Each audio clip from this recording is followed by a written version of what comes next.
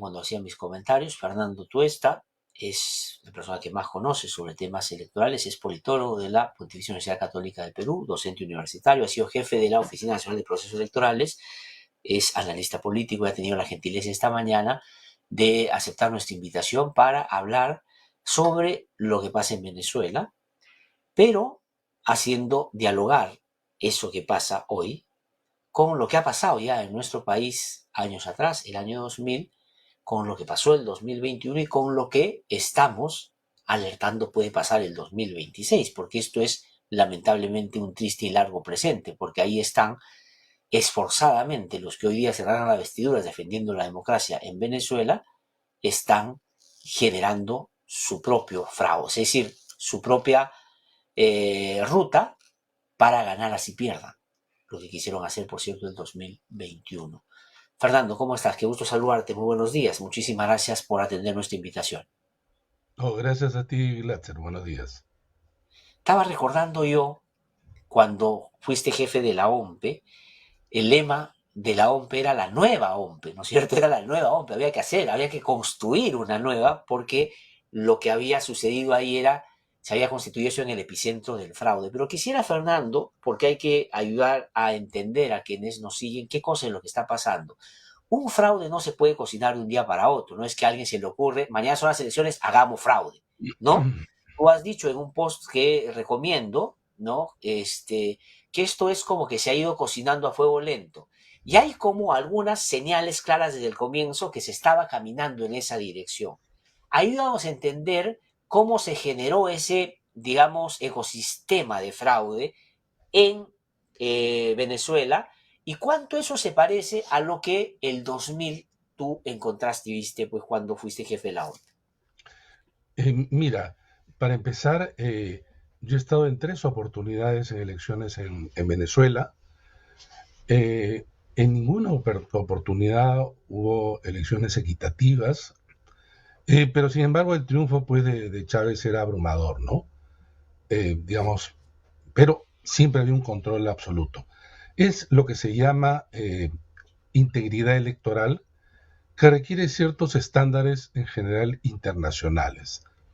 Ese es un punto. En segundo lugar, las elecciones fraudulentas generalmente, no digo únicamente, pero generalmente se dan con la intervención directa del gobierno en el poder cuyo presidente va a la reelección. Digo generalmente. Esto está ocurriendo en Venezuela, cuyo gobierno se encuentra el chavismo 25 años. Imagínate, han pasado generaciones de venezolanos que no conocen otra cosa que no es el chavismo, sea el gobierno de Hugo Chávez, sea el gobierno de Maduro. En segundo lugar, el control a partir del poder de los organismos electorales. Perdón. El control es pues directo, ¿no? Los componentes del Consejo Nacional Electoral son miembros allegados al gobierno. Hubo un Consejo Nacional Electoral hasta el 2003 donde hubo uno que otro miembro más o menos independiente, pero este se cambió en el 2023. Y antes también lo eran adictos al gobierno, a tal punto que Rodríguez, que fue presidente incluso del Consejo Nacional Electoral, pasó a ser jefe de campaña de Hugo Chávez, para que tú veas, digamos, la ligazón directa, Así ¿no? Consejo Nacional Electoral no prestaba para en ningún caso las condiciones de imparcialidad, independencia, etcétera. Entonces, el control es un punto número uno. Punto número dos, control sobre las Fuerzas Armadas. ¿Y por qué? Porque en Venezuela la intervención de las Fuerzas Armadas son fundamentales, se convierten en operadores políticos.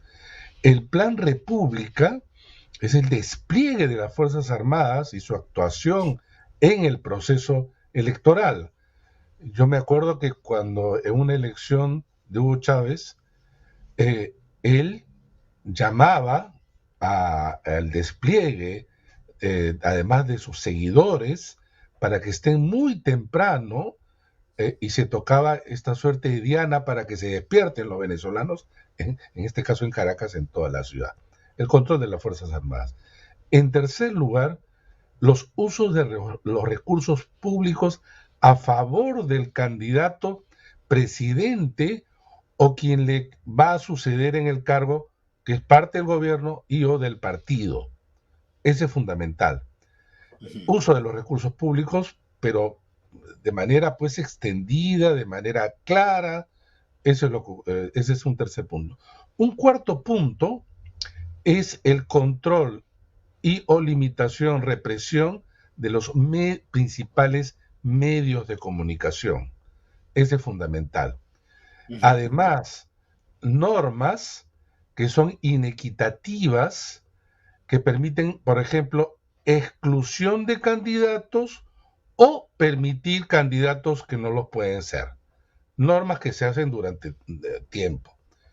Y es una larga lista, pero digamos, no menos importante. En este caso, facilidades y no limitaciones para poder inscribirse en el padrón electoral para quienes no están.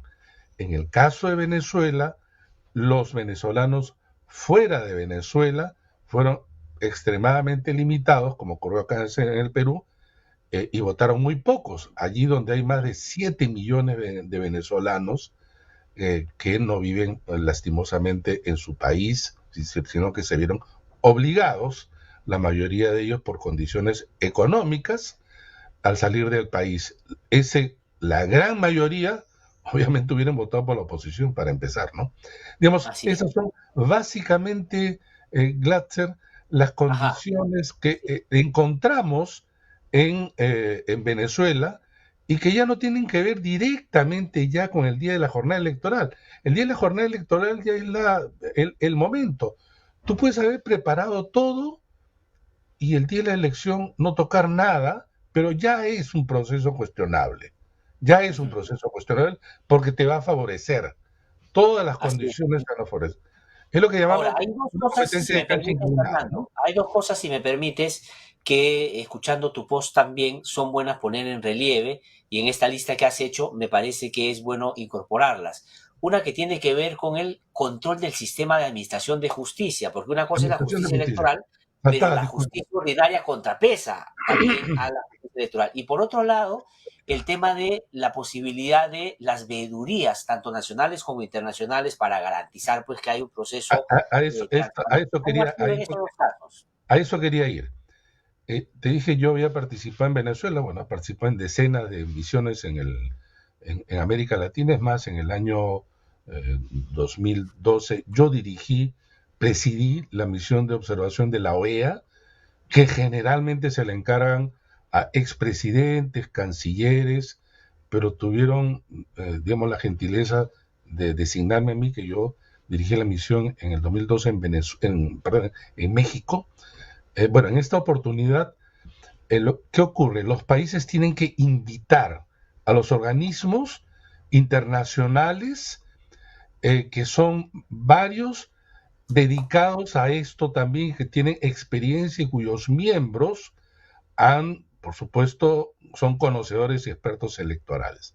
Entre ellos, por ejemplo, en las misiones de observación de la OEA, que es la que tiene más experiencia y despliega un número muy alto de personas en todo el territorio nacional. La Unión Europea, luego viene UNIORE, que es la Unión de Organismos Electorales de toda América, y van entonces generalmente sus autoridades. Luego el Centro Carter, Idea Internacional, IFES, son de las que más reconocidas, que son invitadas generalmente y tienen una característica. Algunas emiten un informe que lo hacen público. Otras emiten informes para sus organizaciones. Por ejemplo, entiendo que hay una pequeña delegación de Naciones Unidas que no lo hace público, le informa a la Secretaría General. Y otras, informes también técnicos.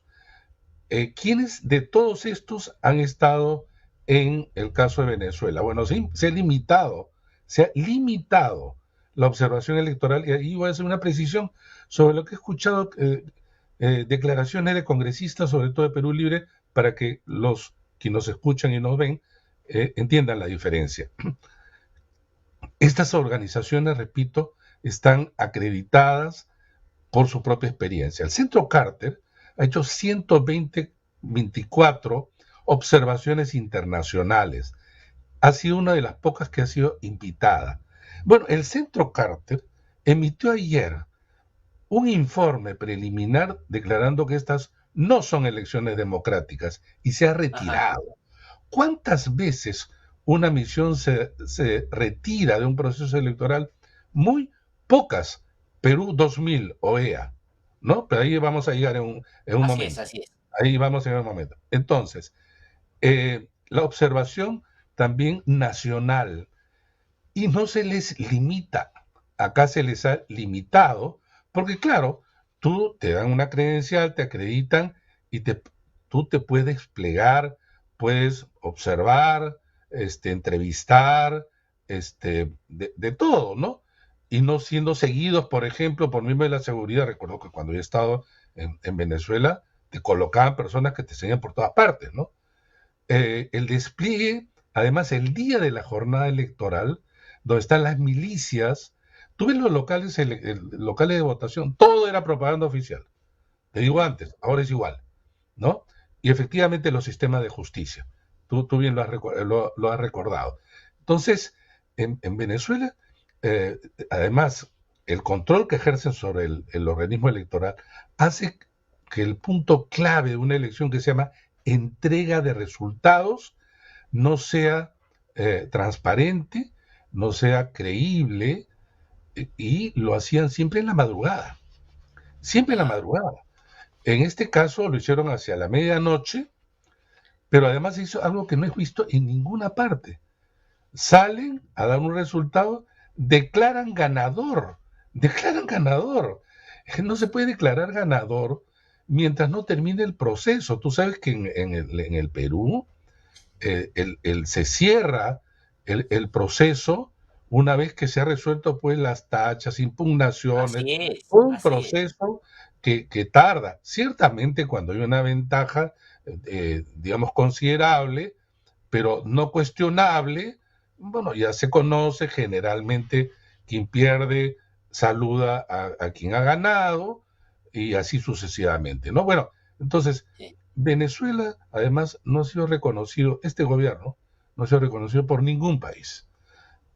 Tú has visto que incluso ha provocado la ruptura de relaciones diplomáticas con varios países de diferente color político, porque lo que estamos viendo en Venezuela es realmente atroz, solo comparable ahora ya con las elecciones en Nicaragua, otro país con las mismas condiciones, y ya no hablar de Cuba, ¿no? Pero digamos eso... O las de, ya vamos a entrar a hablar, Fernando, si me permites, o las de Perú el 2000, que tú ya has hecho alguna referencia. Incorpora un elemento en torno a las veedurías, ¿no? Lo que se han permitido son veedurías sobonas de fanáticos chavistas que van y se presentan. O sea, para ponerles un ejemplo muy concreto, ahorita vamos a ver el extracto de lo que ha dicho el Centro Carter cuando se ha ido, y digamos, en el otro lado de la balanza está la señora Kelly Portalatino, para que tengan una idea de los tipos de veedores que exhibe Maduro como los que han participado en la elección. Entonces es evidente que por un lado tenían, digamos, gente casi fanática, adherida al sistema chavista y maurista, y por otro lado, instituciones que ya tienen una solidez y un prestigio. Pon, por favor, Lincoln, si me permites, un extracto de lo que dice el Centro Carter en su observación, Fernando, si me permites. Dice, el proceso electoral de Venezuela el 24 no ha alcanzado los estándares internacionales de integridad electoral en ninguna de sus etapas relevantes y ha infringido numerosos preceptos de la propia legislación nacional. Se desarrolló en un ambiente de libertades restringidas en detrimento de actores políticos, organizaciones de la sociedad civil y medios de comunicación. A lo largo del proceso electoral, las autoridades del Consejo Nacional Electoral mostraron parcialidad a favor del oficialismo y en contra de la candidatura de la oposición. Solamente un extracto de lo que ha dicho el Centro Carter. O sea, la terminología es diplomática también, pero fuerte en el sentido de lo que finalmente condena, ¿no? No, hay otro comunicado, que ya ha sacado, es mucho más duro y detalla, y además anuncia que va a entregar pronto el informe final con el detalle de evidencias. Me da gusto porque yo he participado con el Centro Carter en Venezuela en varias oportunidades, son gente que conozco y que son de una experiencia, de una integridad total. Pero estas son organizaciones que se dedican y se especializan, tienen expertos en materia electoral. ¿Qué ha ocurrido con esto lo que tú me dices? Y ya ocurrió porque lo he visto en Venezuela. El gobierno comienza a invitar a una serie de políticos de diversos países que los invitan individualmente o pequeños grupos que no representan o no tienen experiencia o no son destacados o ningún gobierno aparte se les atrevería a invitar, porque bueno, hay muchos grupos que quisieran ir en general, ¿no? Y que no emiten un comunicado, no tienen una metodología, porque todo esto se trabaja, pues, repito, con metodologías, cómo hacer un informe, hay una ética de participación, hay, en fin, una serie de procedimientos. Entonces, cuando yo escucho a los parlamentarios decir, yo he estado acá y he observado que no hay, que todo es transparente, ¿tú cómo puedes decir eso? No, eso no se hace así. Sí, Ocurre, pues. ocurre, y recuerdo cuando también hubo el caso de Milei, hubo algunos parlamentarios que comenzaron a hablar sobre el proceso electoral, que ellos han ido, han asistido. Eso no es así. Si fuera así sería fácil, pues, ¿no? Si fuera así sería fácil. No por gusto, no por gusto, Glatzer, los gobiernos se sienten también en la obligación de invitar a los organismos internacionales que son reconocidos justamente como observadores internacionales.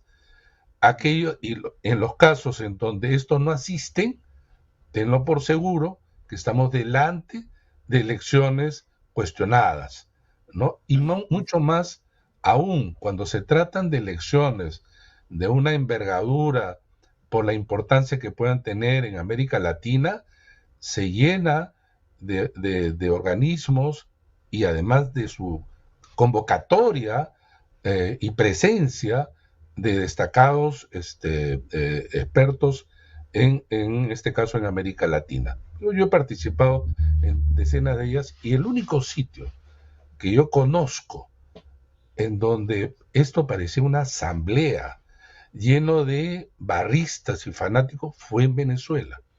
Digo, no de ahora, fue hasta las tres otras elecciones que han habido en Venezuela, ya lo había, ahora con mayor razón todavía. No, no, no, y ahora se ha evidenciado las declaraciones que han dado, sobre todo aquí en el Perú, los parlamentarios. ¿Cuánto se parece esto a lo que sucedió en el 2000, Fernando? Porque tú has Mucho. descrito el ecosistema, el ambiente que se generó para el fraude, y mientras yo te escuchaba, yo ya en el 2000, digamos, era muy consciente de lo que pasaba en el país. Es como que si me hubieras descrito lo que pasaba aquí también en Sin el duda, Perú, en la época. sin duda. Mira, vamos a repasar. Uno, presidente candidato. Dos, uso de los recursos públicos. Tres, control del sistema de justicia, toda. Cuatro, control de las Fuerzas Armadas, intervención en el proceso electoral. Cinco, control, compra en este caso, ¿no? De los grandes medios de comunicación. Eh, sí participó la OEA, sí participó, y nosotros no tuvimos problemas con los peruanos en el exterior, digamos, tampoco hubo una fuga por motivos del gobierno, sino eso ya había desde antes, digamos, esos dos puntos. Y un punto importante, normas que beneficiaron a, en ese caso, Alberto Fujimori, que La no interpretación podía auténtica, para presentarse comenzar, la y que interpretación fue todo el auténtica. problema que llevó a la destitución de los miembros del Tribunal Constitucional. Allí jugó un papel fundamental el Congreso de mayoría, en este caso, Cambio 90 no era mayoría, para impedir el referéndum donde se habían conseguido firmas para justamente hacer valer lo que la misma Constitución en su momento había señalado. Esto fue fraude total, pero además está ya documentado. El mismo Montesinos, en sus declaraciones iniciales, ahí habla pues de su propia intervención en la OMPE de aquel entonces, de José Portillo, Campbell, cuyo operador era nada menos que José José Tabasco. Cabaza Roncala. José Cabaza Roncala, que luego fue operador de los Cuellos Blancos. Él era gerente de operaciones electorales de la OMPE de Portillo. Entonces, claro, estas elecciones fueron con su cancha inclinada a tal punto que la misión de observación de OEA, encabezada por Eduardo Stein, se retira como un hecho, repito, inédito casi, y son poquísimas los casos en que esto ha ocurrido, y son los casos donde vio fraude. Si hay algo que comparar en el Perú, fueron las elecciones del 2000 de Perú con las elecciones de ahora 2024 en Venezuela. No con algunas diferencias, Sí, evidentemente, sí, de pero digamos, contexto, de diferencias que no contexto. eran sustantivas, ¿no? Porque no eran sustantivas en Claro. términos de la atmósfera que se generó. Ahora, Fernando, los que hoy día están, digamos, se han vuelto demócratas de la noche a la mañana y están, digamos, ojalá tuvieran el interés por la democracia que tienen por Venezuela en el país. Más bien aquí están jugando un papel que está llevándonos a reveses sustantivos en materia de Estado de Derecho. Dijeron que el 2021 hubo un fraude, ¿no es cierto? Que Keiko Fujimori perdió porque hubo un fraude que favoreció, curiosamente, a la señora Dina Boluarte, que hoy día ellos sostienen en el poder. Pero bueno, ¿qué diferencias hay o qué similitudes hay con lo que pasó el 21? ¿Por qué lo que gritaron fraude no tenían la razón el 21? ¿Qué no había de lo que hay en el contexto venezolano hoy y en el contexto peruano del 2000 que no hubo el 21 para afirmar categóricamente que hubo un fraude? Mira tú, pasemos lista nuevamente, hacer un checklist. Uh -huh. En primer lugar, no había candidato presidente a la reelección, ni siquiera alguien que en principio quisiera favorecer que le sucediera porque es parte del partido, en fin, no existe eso. No existió uso de recursos públicos a favor de un candidato, el de candidato oficial, digamos. En Perú no hubo el candidato oficial. El señor Castillo apareció en las encuestas como un outsider muy parecido al del 90, guardando las diferencias, solamente en el mes ya de marzo. No había candidato oficial. En tercer lugar, no hubo control de las Fuerzas Armadas para ser operadores políticos directos, Uh -huh. ¿no? No hubo control de todo el sistema de justicia que pudiera ser contrapeso, ni mucho menos. No hubo control de los grandes medios de comunicación. Además, los grandes medios de comunicación en la segunda vuelta estuvieron a favor de la candidata de Fuerza Popular. La observación internacional efectivamente sí fue amplia e ilimitada. ¿Pero qué ocurrió? Sus informes fueron clarísimos. Nacional e internacional, no hubo fraude. No hubo fraude. Más allá de la propaganda de este grupo concentrado, Willax Expreso y alrededores, no hubo fraude y siguen haciendo y diciendo exactamente lo mismo. Y por otro lado, acá hay una serie de garantías que no se pueden encontrar en Venezuela. No hubo limitaciones a la acción de ninguno de los miembros de los partidos, no se persiguió, no se apresó, repito, no hubo limitaciones de inscripciones de candidaturas, no se favoreció en ningún caso, porque para empezar, por ejemplo, los miembros de mesa son sorteados con representantes de los partidos, tú puedes tachar a los miembros de mesa. La nuestra es una legislación garantista desde el año 2000 en adelante, habiendo conocido y tomado lecciones del año 2000, esto se ha ajustado y no hay nadie seriamente fuera Ajá. del Perú que hable y diga, bueno, en las discusiones que hacemos internacionalmente, ¿cuáles son los países donde ha habido fraude? Bueno, lo hubo en Bolivia, donde OEA dijo, acá estas son elecciones cuestionables y tuvo que volver a hacer, ¿recuerdas tú? Así Elecciones es, donde ganó ahora el presidente Arce.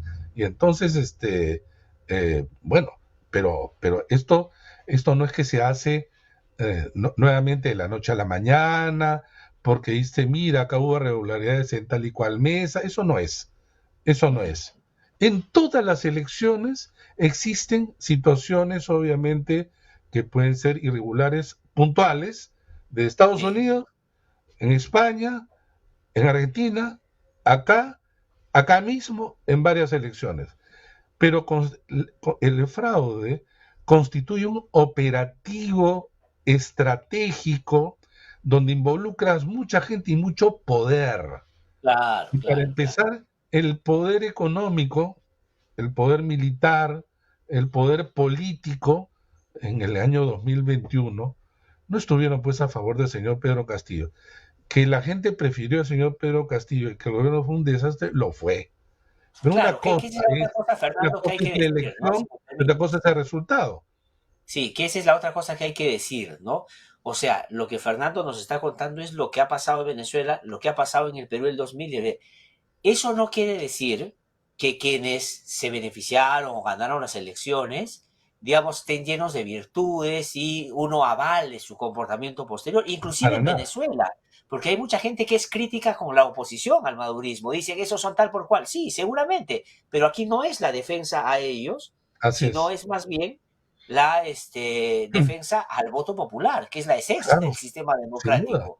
Si la sin gente duda. vota para un lado y gana alguien que no me gusta, ¿qué voy a hacer? Pero Así. se tiene que respetar la voluntad de la gente. Mira, Y eso es en lo el, que está en juego, Fernando. Y sí. quiero incorporar otro elemento, si me permites. ¿Y cuánto de lo que está pasando en Venezuela, ya que todo el mundo está como muy interesado en la situación de Venezuela por estos días, está pasando en el Perú de cara al 26? O sea, ¿qué podríamos tener al 26 si las cosas siguen como están en el Perú? Mira, bueno, hay evidentemente un núcleo de poder, sobre todo asentado en el gobierno, y que le da vida al gobierno, ¿no? Han hecho, en términos normativos, una serie de decisiones que, digamos, coloca de cara al 2026 en una situación preocupante porque ya la degradación de la representación en general va a empeorar. Eh, yo, yo no veo que este gobierno, por ejemplo, vaya a operar a favor de un partido, no tiene esa fuerza. eh, Podría, hay que vigilar de todas maneras, para eso van a venir los observadores, pero acá el tema es de otra naturaleza. Acá el tema es que cada vez más se están incorporando mafias en nuestro cuerpo representativo. Mafias, ¿no? No es pues un líder, solamente una cabeza, sino alrededor anillos, redes de poder de todo tipo que van a ir, disculpen el término, medrar para empezar al Parlamento, ¿no? Y entonces esto ha llevado a que, digamos, mucha gente se retire, se distancie de la política, porque esto parece como inmanejable, y por el contrario, dar vientos a aventureros, mercantilistas, mafiosos, de todo tipo, y la calidad que ha bajado enormemente, ¿no? Entonces, eh, ese es un punto. Lo otro es, como viene la idea pues del fraude del 21, entonces se les ocurre que la mejor manera es controlar ellos, ¿no? Algo así como esto ha sido, ¿no?, en la imaginación, en la narrativa de Willas Expreso. Entonces, lo que dicen es, esto sí fue controlado pues por los comunistas, ¿no?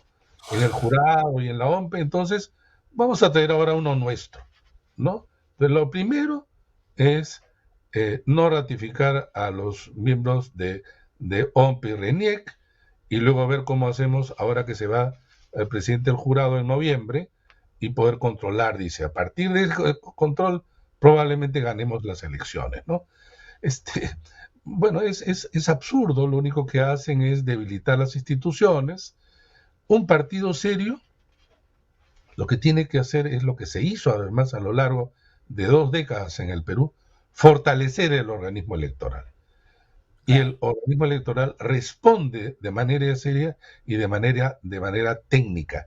Lo que ha habido acá es una campaña insana contra los organismos electorales y sus cabezas. ¿Sabes qué, Glatzer? Fuera del Perú, fuera, que parece a veces en estos términos, una provincia, fuera del Perú, ¿sabes qué? Eh, en realidad se discuten estos a nivel de la región y se conocen dónde hubo elecciones fraudulentas, qué organismos electorales no son, digamos, Confiables. de confianza. eh, ¿Sabes quiénes son? ¿Quiénes son? Y en el Perú no hay nada a nivel internacional que puedan decir algunos afuera, los organismos electorales pero no son confiables. De ninguna manera, Glatz, Mm. de ninguna manera. Acá discutimos las pequeñas cosas, ¿no? De manera tan poco responsable políticamente y tan poco técnica y de conocimiento sobre los procesos electorales, lastimosamente. Y eso hace Sí, daño. Todavía no, hay tremendo. tiempo para recorrer, digamos, de acá al 26. Las cosas no pintan bien, porque las cosas que se debieron hacer para mejorar las condiciones de la competencia ya han sido recortadas, ya han sido minimizadas, o todavía falta legislar, y no lo están haciendo bien, hay un nivel de desconocimiento, lastimosamente se escuchan entre ellos, ¿no? Es una caja de eco entre ellos mismos, y la verdad que esto es lamentable, ¿no? Sí, pues, lamentable. Fernando, te agradezco muchísimo por haber conversado No, con nosotros y a habernos ti, a ti, hecho transitar todos estos episodios de nuestra historia y ayudarnos a entender lo que pasa en Venezuela, por supuesto, también. Muchísimas gracias, muy no, amable, gracias a como ti. siempre. Hasta otro Que te momento. vaya lo mejor. Fernando, tú estás Igualmente. conversando con nosotros esta mañana y ha sido como siempre un gusto tenerlo aquí en el programa. Vamos a